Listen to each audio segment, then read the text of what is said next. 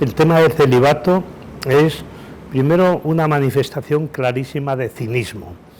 Después, es algo que va en contra de la naturaleza. Y, en tercer lugar, es antievangélico, porque nunca en el Evangelio y en el cristianismo originario se vinculó el ministerio sacerdotal con el celibato. Primero, es cínico, porque de todos y de todas es muy conocido, y especialmente de todas, que el porcentaje de sacerdotes que guarda el celibato o que cumple ese voto que hizo solemnemente cuando fue ordenado, pues es pequeño, ya que bueno, pues conocemos perfectamente las situaciones de sacerdotes que siguen vinculados a una pareja, o bien sea hombre o bien sea mujer. Por tanto, eso es cínico, mantener una institución como el celibato que no se cumple o que sistemáticamente se está incumpliendo. Me parece que es algo contrario a la claridad y a la visibilidad que debe tener todo en la Iglesia. Por otra parte, es igualmente cínico porque un sector, como se ha descubierto en los últimos años del sacerdocio, pues tiene una implicación terrible y dramática en cuestiones de abuso de menores, niños y niñas, ¿no?, por la vía de la pederastia. Y ciertamente, si hay un pecado gravísimo y si hay una expresión de cinismo máxima y extrema, es precisamente esa. ¿Cómo es posible que sacerdotes que han hecho el voto de celibato luego lo incumplen, lo transgreden y además están cometiendo verdaderos abusos y atentados contra la integridad física y la dignidad de las personas que no pueden defenderse porque no han llegado todavía a un estado de mayoría de edad? Por tanto, por cualquier lado que se mire, el tema del celibato me parece que es un acto de hipocresía absoluta, ¿no? Y además, ese acto de hipocresía es conocido por la jerarquía, incluso la propia jerarquía está siendo hipócrita, no solo mirando para otro lado cuando eso sucede porque lo conocen, sino incluso incurriendo ellas mismas en esos comportamientos. El caso de los sacerdotes en la Amazonía es otra muestra clara de contradicción dentro de la Iglesia católica. ¿Por qué? Porque cada comunidad debe tener aquellos ministros, aquellos presbíteros, aquellos servicios eclesiales que se correspondan con las necesidades de esa comunidad.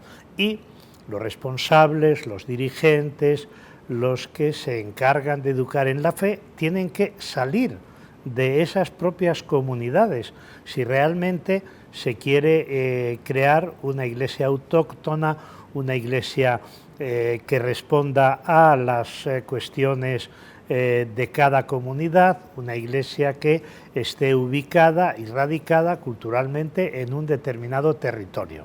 Entonces, por eso, lo que me parece realmente contradictorio es que un porcentaje muy elevado de sacerdotes que están sirviendo en las comunidades indígenas no son indígenas, sino que han sido llevados a esas comunidades totalmente por una vía de imposición. Y en ese sentido me parece que eso es radicalmente opuesto a una iglesia inserta e inmersa en un marco, en un determinado marco cultural. Porque además sucede otra cosa.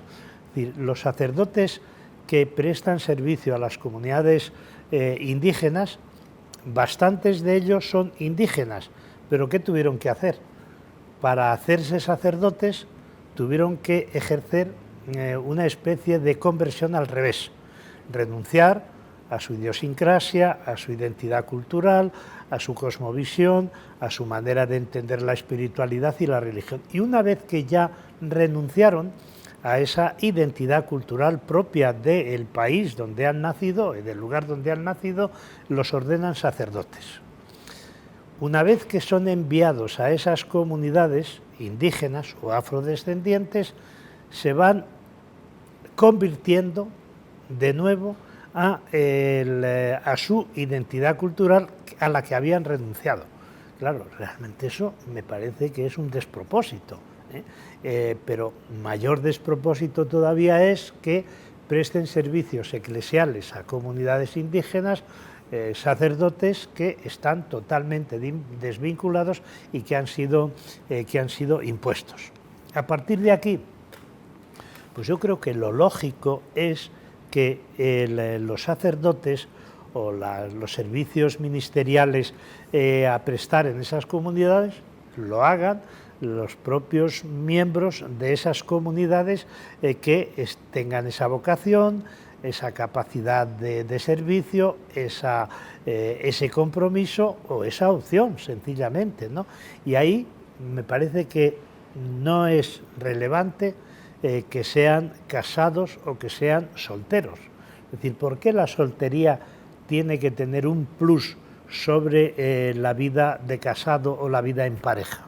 Es que me parece que es una situación totalmente arbitraria por parte de la Iglesia. ¿Por qué privilegiar el estado celibatario y el estado de soltería?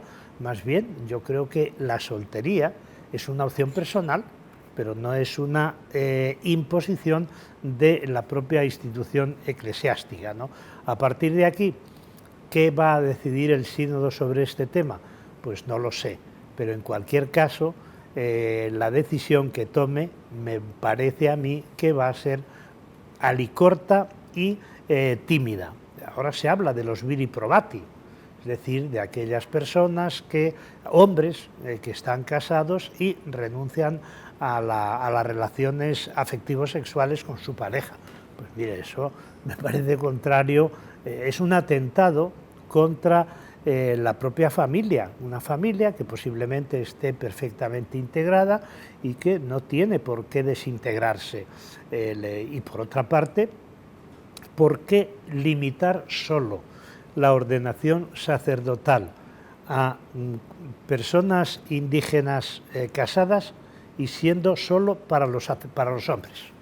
No lo entiendo. ¿Por qué solo pueden ser elegidos o ordenados sacerdotes hombres casados y no también mujeres casadas? Eso es una discriminación desde la perspectiva de género que no se puede justificar desde ningún punto de vista. Para mí, ¿cuál sería la opción? Pero además extendida a toda la Iglesia universal, que hombres y mujeres, casados o solteros, viviendo en pareja o viviendo una propia vida de la que fuere, que tuvieran acceso al ministerio eclesial. Claro, siempre que el ministerio eclesial renunciara a esa aura, no sé cómo calificar, ¿no? Esa aura sacral, esa imagen de aislado y separado del pueblo, ese proceso formativo que es lo más contrario al servicio que luego van a prestar en una determinada comunidad. Es decir, que tiene que producirse muchos cambios para que yo valore positivamente cualquier renovación que surja del sínodo. Pues yo creo que el diaconado hoy, cualquier forma de restauración en la Iglesia es un extraordinario retroceso.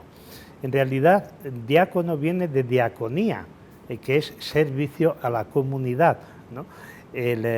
Pero en la práctica, el diácono es una persona que entra en el estatuto clerical y se sitúa ya en un ámbito que se desvincula de la propia comunidad cristiana.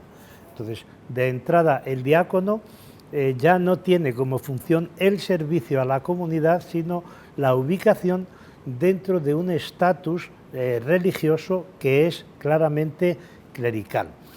En segundo lugar, no solamente es clerical, sino que ese servicio que le piden prestar no es a la comunidad, sino a los sacerdotes, a los obispos y al propio Papa.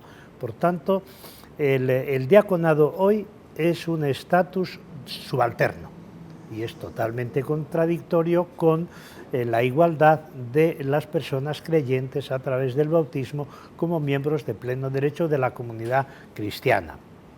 Y por tanto yo no valoro positivamente esa práctica, ¿no?, y ese intento de crear diáconos que siendo casados, porque por otra parte también, ¿por qué puede estar casado un diácono y no puede estar casado un sacerdote?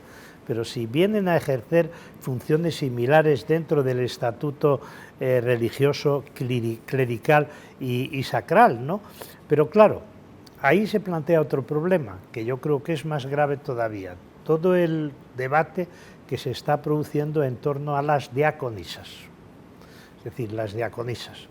Ustedes recuerdan cómo surge esta idea de nombrar diaconisas. En una reunión de superioras generales, de congregaciones religiosas de todo el mundo, pues una de ellas, la superiora, me parece, la coordinadora, le dijo al Papa: Santidad, ¿y por qué las mujeres no pueden ser diaconisas?